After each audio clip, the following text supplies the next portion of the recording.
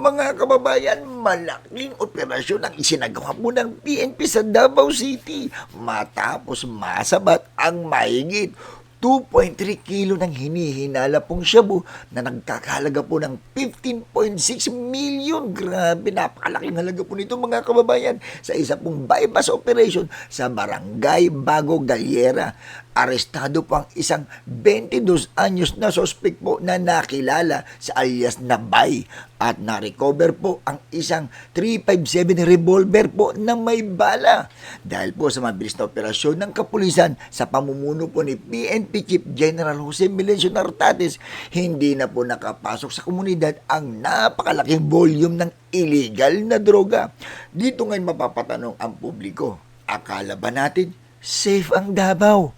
Akala ba natin tapos na ang droga?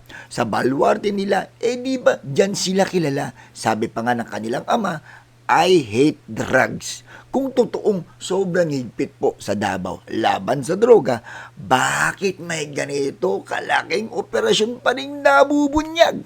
Habang ang iba, puro yabang at propaganda, ito po ang ating mahal na Pangulong PBBM. Tuloy-tuloy po rin po ang kanyang administrasyon laban po sa kontra-kriminalidad at illegal na droga. Iisa lang po ang malinaw mga kababayan, trabaho, hindi drama.